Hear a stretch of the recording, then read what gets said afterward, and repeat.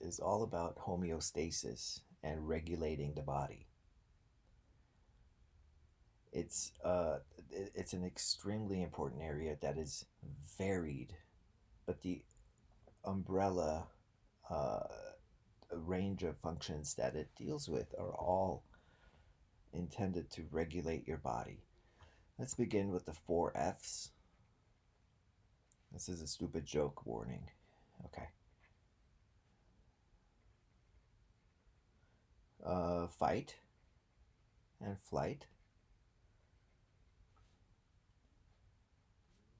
This is controlled by the sympathetic division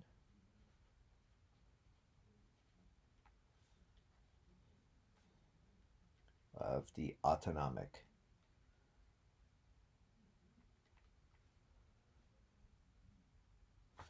The hypothalamus regulates this system.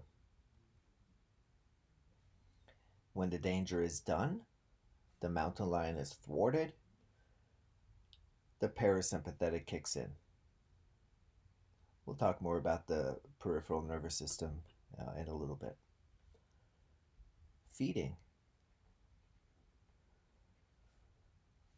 If you ask most people, they might say that feeding is a function of the gastrointestinal tract, and of course it is.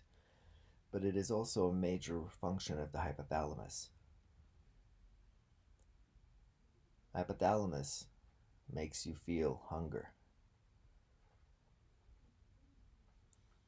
And you eat, and the hypothalamus makes you feel satiety.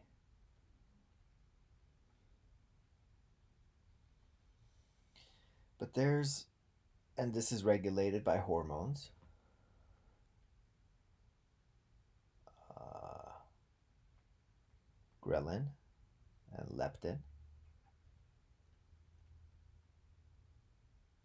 When you're hungry, your stomach's growling because you have a lot of ghrelin.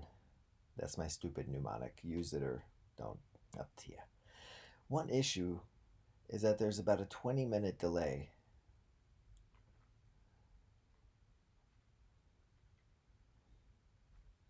And this is what I want to talk about for a moment. Now, 20-minute delay between being full and feeling full.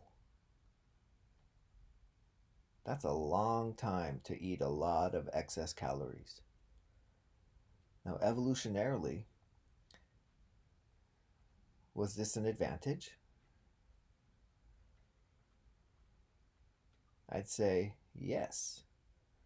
Uh, Whenever it comes to evolution, I want to be cautious because I don't know why questions are very difficult, and in fact, I'd say impossible to answer. So I try not to get into whys.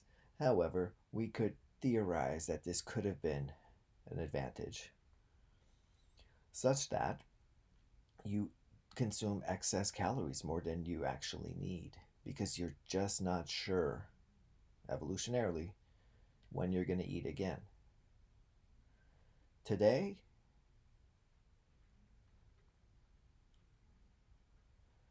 well, this is a reason why I used to look like this. This is my belly. Obesity, major problem. Food is so easily available. Well, you know what I mean.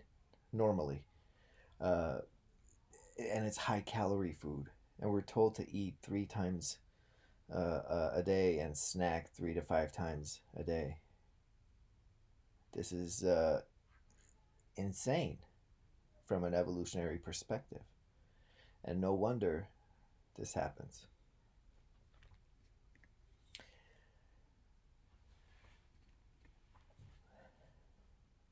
And my fourth F is sexuality.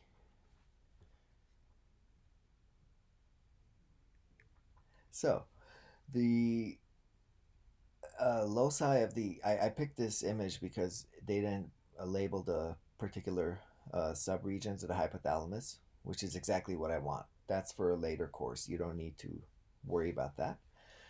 But it does illustrate that the hypothalamus has many subregions with many critical tasks: hunger, satiety.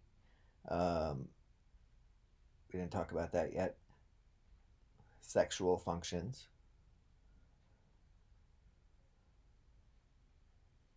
stress response. The hypothalamus also is one of the key areas that regulates your circadian rhythm,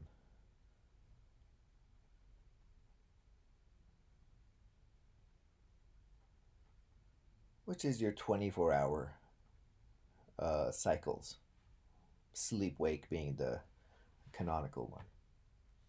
But also thermoregulation. If you get a fever, it's because the hypothalamus is initiating shivering and inhibits sweating and can increase metabolic activity of cells. You take Tylenol, inhibits and helps reduce your fever. Thirst, urination, and just overall management of hydration of the body, also through which blood pressure is regulated.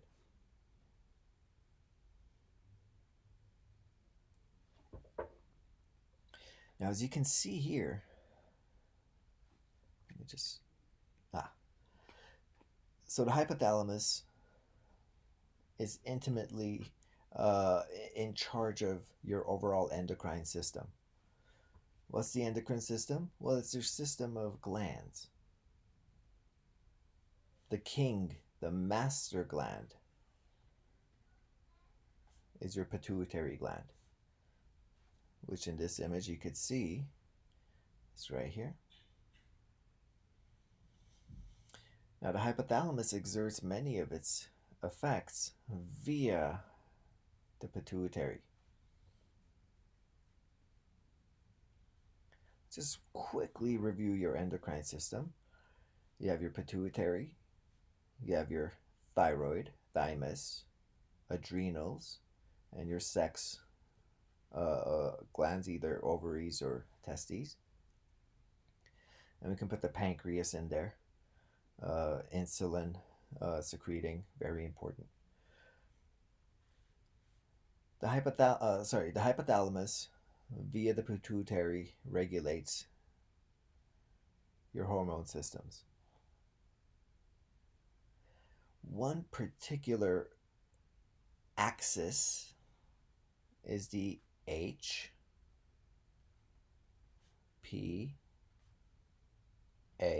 axis.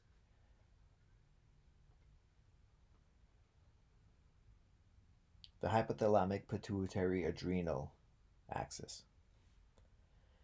This is the pathway triggered by stress.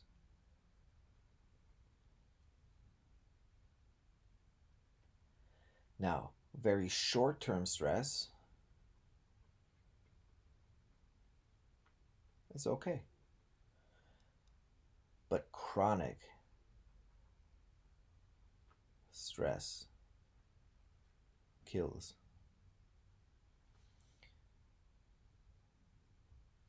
I can't remember who it was, or else I'd give the reference, but someone said something very interesting. Aside from infectious diseases, stress is the cause of disease. And even in infectious diseases, if you're stressed, you're much more likely to get infected. Sorry if I've said this already. You get Professor Dementia after recording lectures multiple times.